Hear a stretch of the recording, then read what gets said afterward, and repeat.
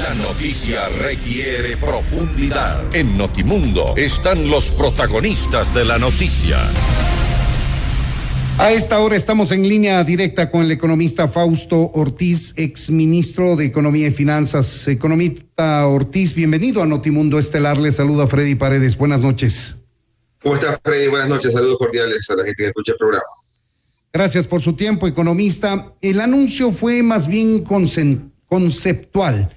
Es decir, se habla de un acuerdo, pero no se llega a establecer, por ejemplo, las metas cualitativas y cuantitativas que acostumbra este organismo internacional fijar con el país al cual va a apoyar su programa económico. Lo concreto es lo que se dejó dicho, un desembolso de $800 millones que haría parte del presupuesto general del Estado de este año y 700 millones más hacia finales de este año, siempre que el Fondo Monetario Internacional ratifique este acuerdo a nivel técnico alcanzado entre el 2 de agosto y el 7 de septiembre por los técnicos de ese organismo. ¿Cuál es su criterio al respecto, economista Ortiz? Sí, hay varias cosas que se pueden leer de lo que nos han informado hoy día. Lo primero, el procedimiento es el normal. Siempre hay el acuerdo a nivel de staff. Quiere decir que se trabaja con la persona que está a cargo de Ecuador, con sus técnicos, más los técnicos del Ministerio de Finanzas, y ahí llega un acuerdo. Las cifras están todas planteadas, las políticas están todas planteadas, la carta de intención, si hubiera una nueva, está planteada, y esa información se la pasan al directorio del fondo, que quizás en un par de semanas encontrará algún espacio para ponerlo dentro de los órdenes del día del Fondo Monetario, y en ese directorio del fondo conocen el informe del equipo de apoyo, y luego se aprueba, y ahí nos entregarán toda la información disponible. Eso, como el procedimiento no es nada extraño, ese es el procedimiento normal de un tema del fondo. Ahora, lo interesante acá es que no estamos haciendo un nuevo programa con el fondo, estamos rescatando el programa original de los 6.500 millones de dólares y contemplaba desembolsos de 4.000 millones hasta diciembre del año pasado que se dieron, contemplaban 1.500 millones de dólares en este año 2021 y 1.000 millones de dólares en el 2022. Lo que seguramente vamos a ir viendo es que el acuerdo que originalmente contemplaba un ajuste de 5.5% del Producto Interno Bruto, quizás el ajuste sea más suave en lo que hayan modificado y quizás el ajuste también pueda haber variado un poco, darle menos énfasis a la parte de impuestos y más énfasis al recorte del gasto. En todo caso, lo que ha hecho el ministro de Economía y Finanzas es descartar de alguna manera el posible incremento de impuestos. Se ha dicho que el gobierno intentará recaudar más, pero no vía aumento de impuestos, sino mejora en el control de la evasión y la elusión tributaria. Y lo que ha admitido es la posibilidad de que el proyecto de ley, la reforma tributaria que anuncia, enviará, contendrá algún tipo de impuesto para quienes más ganan. Eso ha sido lo más claro que hemos visto desde que el gobierno arrancó. Inclusive el ministro de Finanzas, cuando fue nominado, señalaba eso, siempre de tratar de que los impuestos caigan en la parte más rica de la población. Luego lo que hay el cambio es que en el acuerdo original siempre se habló de 3 puntos del IVA, no con nombre y apellido, decían recaudación de 1.500 millones de dólares adicionales en impuestos indirectos, y el impuesto indirecto es el IVA. Y lo que era claro es que cuando se hizo ese acuerdo no tenían al frente lo que iba a ocurrir en el mundo por el tema de la pandemia. Por lo tanto, es difícil sostener que a pesar de la pandemia y a pesar de que estamos recién saliendo de la pandemia, se pretenda mantener el incremento de los 3 puntos del IVA. Era bastante esperado que puedan eliminar esos 3 puntos del IVA como requisito para el acuerdo y más bien encontrar una ruta que sea y que genere lo mismo al final del día, un ajuste de 4 puntos, 4,5 puntos de Producto Interno Bruto, quizás en lugar de los 5.5 que era el programa original. Siempre hay ajuste, quizás más lento, siempre hay ajuste cargado en los gastos, que es la tarea del gobierno, y menos recargado en los impuestos, que son empresas y personas teniendo que asumir el impacto de la crisis y el ajuste. Partiendo del análisis que usted hace o la lectura que hace de este anuncio del acuerdo, en el sentido de que se mantendría el acuerdo original alcanzado por el gobierno anterior de $6.500 millones hasta el 2022, la consulta es si juzga positiva la renegociación que ha hecho el actual gobierno, manteniendo los montos, se supone, y ablandando las metas. Además, el gobierno ha dicho que hasta finales del gobierno, al 2025, el Fondo Monetario Internacional y el resto de multilaterales entregarían al país no menos de $4.500 millones en préstamos. Sí, esos son los números que constan en la proforma del plan cuatrianual, de que en este año, y quizás ahí hay una cifra que tiene que revisarla el Ministerio de Finanzas, porque le asignaban al Fondo Monetario Internacional para este año algo así como unos $2.500 millones en financiamiento, y aparte también le asignaban otros pasivos que eran los derechos especiales de giro. Ahí parece que se han juntado y han duplicado ese nivel de ingresos, pero cuando ya sea aprobada la proforma, Finanzas seguramente lo irá corrigiendo. Y el resto de financiamiento tendrá que venir de los multilaterales en este año y en los siguientes.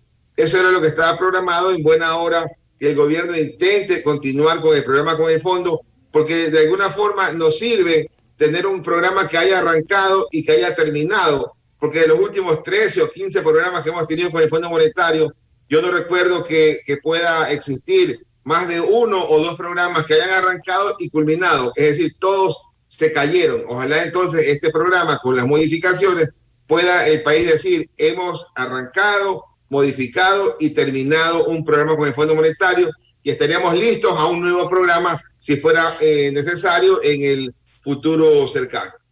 Ahora, economista, si bien puede decirse, debería haber tranquilidad en que no se incrementarían los impuestos para los ecuatorianos, sino para aquellos que más ingresos tienen, parecería ser, corríjame si me equivoco en la lectura, que el esfuerzo mayor que se habría comprometido el gobierno es en el recorte del gasto.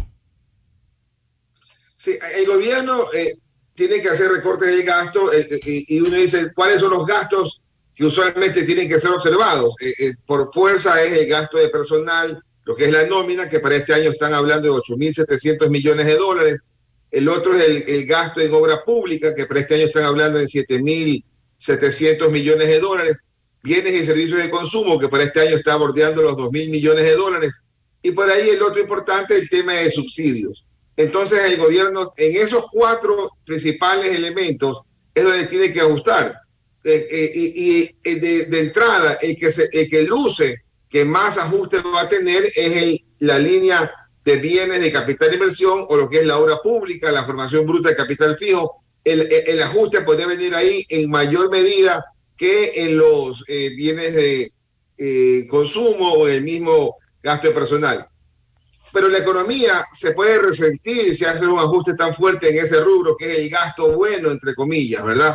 Y entonces eso seguramente vendrá acompañado de alguna notificación del gobierno que diga, vamos a bajar el gasto capital, pero al mismo tiempo vamos a trabajar en lo que es en la concesión o las alianzas público-privadas, para que el sector privado se involucre en hacer también actividad económica y no hacer que la economía se enfríe y que no salga de esta recuperación lenta que estamos teniendo al frente.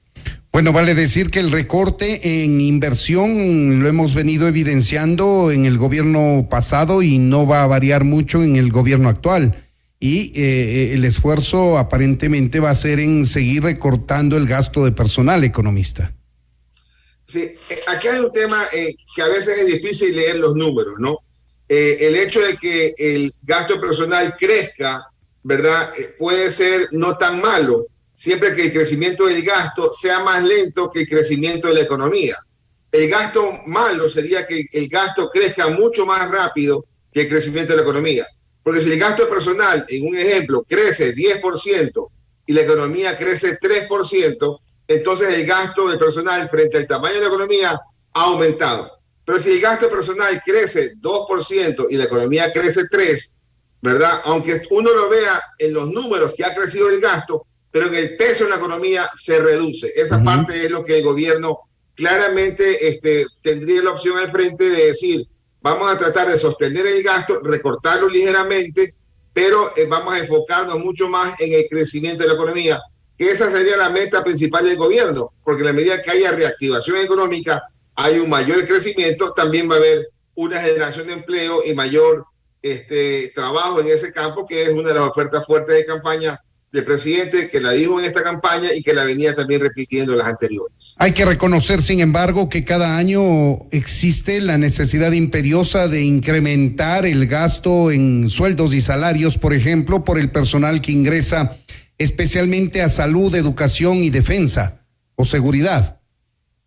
Claro, y ahí está concentrado más del 70% de todo el gasto de nómina. Por eso yo no quisiera que perdamos de vista el plan cuatrianual que presentó el Ministerio de Finanzas, ¿no? Yo no creo que el plan cuatrianual sea tan menospreciado diciendo esos son los números del gobierno anterior. Son los números de este gobierno, son los números de este equipo económico, son los números que seguramente se trabajaron con el Fondo Monetario y esos números van a hablar bastante y vamos a ir viendo cómo esos números es la base para chequear cómo luego van variando con el programa con el fondo, cómo van variando con el nuevo plan cuatrianual que presentan a la vuelta de un par de meses. Pero ya empieza a marcar una línea base donde el gobierno dice, voy a ir bajando ese déficit fiscal de 4.800 millones en 2021, lo voy a bajar a casi nada en el año 2025, tratando de buscar un superávit, que es lo que nos permitiría no seguir incrementando el enorme endeudamiento que tenemos como país. Estamos dialogando con el economista Fausto Ortiz, exministro de Economía y Finanzas. Analizamos el acuerdo alcanzado entre el gobierno actual con el Fondo Monetario Internacional. Ahora, economista, esto se va a ver reflejado necesariamente en la proforma presupuestaria de 2022 que hasta el 31 de octubre deberá remitir el Ejecutivo, no aquella que ya está en manos de la Asamblea para su conocimiento y aprobación, sino la del 2022, que ya trae consigo las líneas generales de por dónde irá la economía de este gobierno. Sí, yo creo que, por supuesto, la del 2022 en adelante va a ser trabajada más precisa, pero yo no señalo que lo que presentó Finanzas esté desconectado de los números que están trabajando con el Fondo Monetario.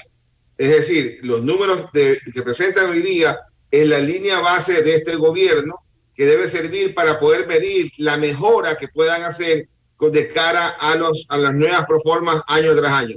Históricamente yo no recuerdo un plan cuatrianual que se haya cumplido. Al menos sirve para decir, por aquí era el plan original y vamos a ver qué tan bien nos fue o qué tanto nos alejamos de ese plan que ahora quiere hacer que caiga el déficit fiscal fuertemente. Pero ¿cómo pudo haber incluido en la proforma del segundo semestre de 2020, por ejemplo, estos $800 millones que el Fondo Monetario Internacional acaba de comprometer su entrega sujeto a la aprobación final del organismo hacia el Ecuador? Del 2021, Freddy, ¿no? De la proforma de 2021. Del 2021, gracias por la corrección. En la proforma de 2021 consta dentro del plan de financiamiento una línea que se llama otros pasivos, y ahí están 950 millones que son los derechos especiales de giro, en la línea de financiamiento. Eso está dentro de un grupo de financiamiento que le pusieron el nombre de distinto de endeudamiento, sino que se llama saldos disponibles, que hay ahí como unos 5.000 millones de dólares, de los cuales hay 2.500 millones del Fondo Monetario que aparentemente están ahí duplicando. Entonces ya está incluido, dice usted, en la proforma que ya tiene en sus manos la Asamblea. Correcto, eso consta ahí, y mucha parte de los supuestos que el gobierno a través del Ministerio de Finanzas y sus técnicos han incorporado en el plan cuatrianual, seguramente los vamos a ir viendo en los números que luego presente el Fondo Monetario, porque el Fondo Monetario ha estado trabajando de cerca con el Ministerio de Finanzas, y Finanzas difícilmente se va a alejar en los números del plan cuatrianual con los números que ha trabajado con el Fondo Monetario hasta los años futuros también. Ya que estamos hablando del plan cuatrienal, economista Ortiz, ¿cuál es su criterio? ¿El gobierno debería presentar ya el plan cuatrienal con la proforma presupuestaria del segundo semestre de 2021, o ese plan tiene necesariamente que acompañar a la proforma del 2022 como sostiene el gobierno?